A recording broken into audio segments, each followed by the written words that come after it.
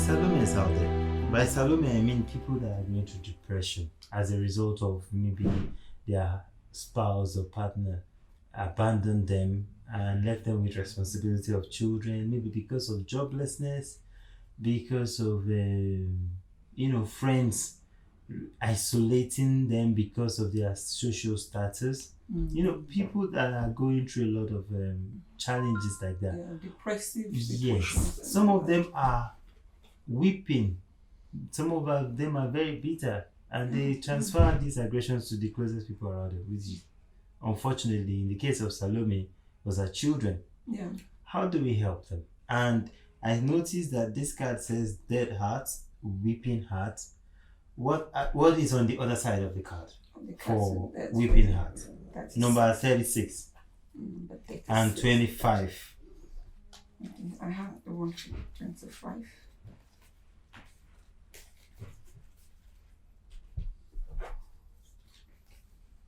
I think I saw somewhere shattered heart. Yes, broken hearts. Broken hearts, yes. And then shattered So for people like Salome, their heart is broken because they are being abandoned, there's a break in relationship and all that. That shattered heart. Now, when a heart is broken and nothing is being done about it, it graduates, gets more complicated and becomes shattered. So what is broken before now falls into further pieces. And that's why this card is good for timely intervention and prevention and to prevent emotional breakdown. And like you said, I can see lots of so one emotion can actually lead to another. Broken. It can lead to another if nothing is done on time. Let's see what are on this. That's for dead heart. Okay, I think it grows from broken hearts to weeping heart to shattered heart and then dead heart. So let's start with broken heart. What's on the card? 10 for broken 10. heart.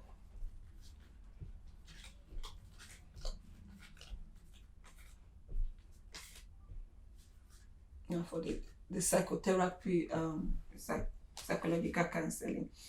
Now a broken heart can be mended. So that is a heart that is mending the heart gradually. So, and how do you do that?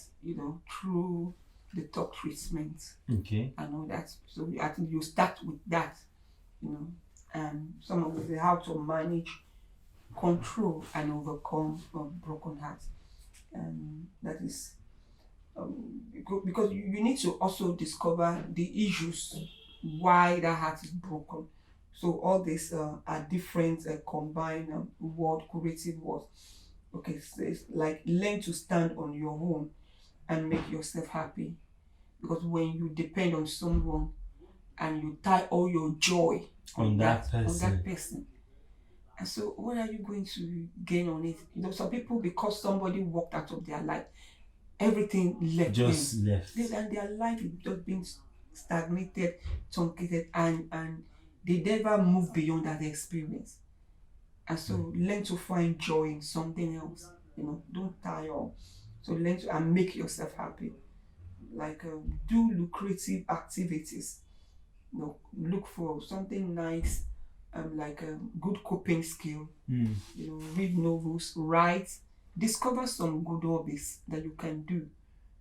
Something, discover yourself, something that makes you happy.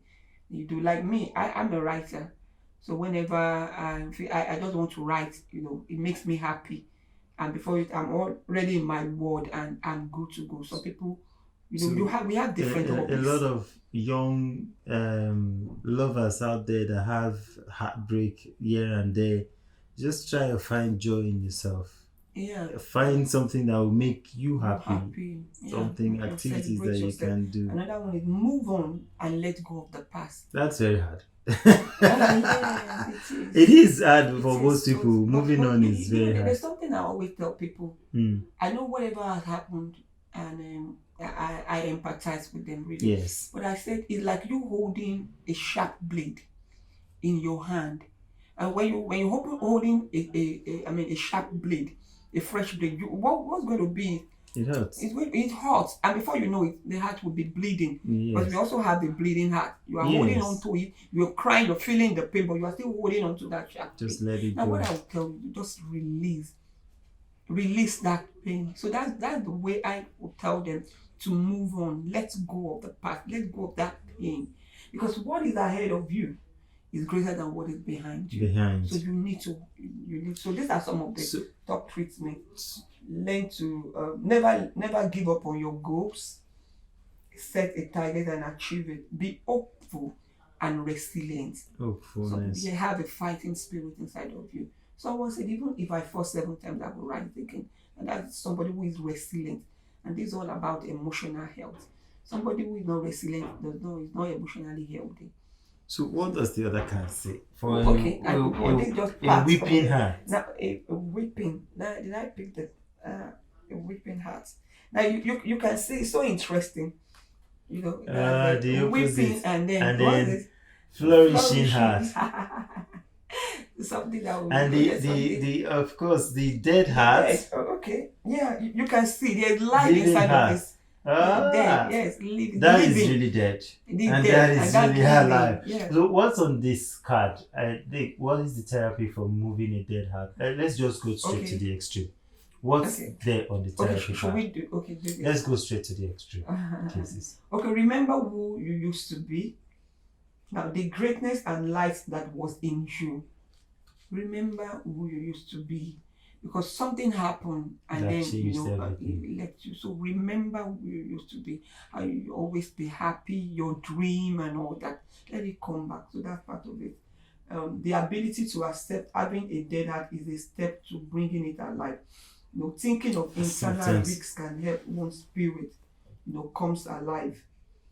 So that is more or less not accepting, not living in denial. Yes. You must accept your situation, just like in the case of the movie Save Salome. Exactly. You must accept it and then come to terms with the fact that you need help to get out of it. Yes. Never give up on yourself. Develop your positive attitude and skill.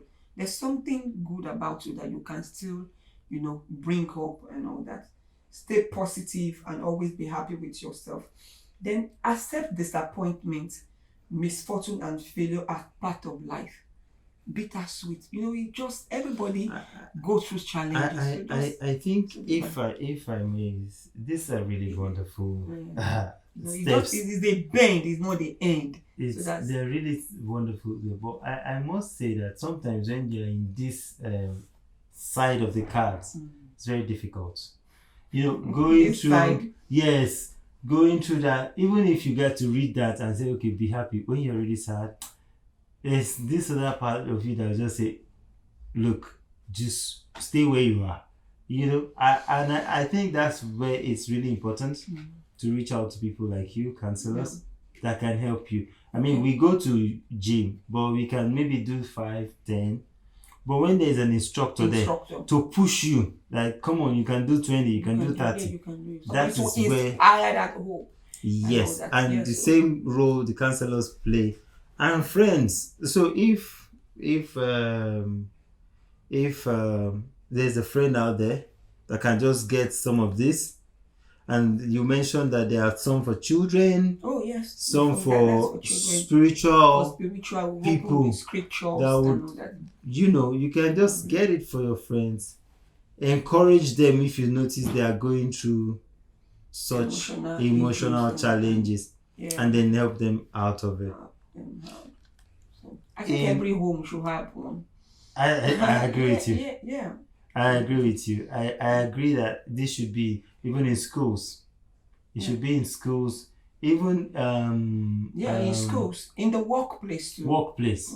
Even health sectors. Health. Yes, because definitely. Some people will say they'll give you medications and all that, but the emotional issues they are not seeing it. This is so key now. They are not. Just pour out. So you'll be surprised. I got to learn from a friend of mine many years ago that sometimes just listening is actually the solution to some people's problem. Some people for them to ventilate. Once they finish talking, you say, okay, so what do you want me to do? I just wanted to let you know.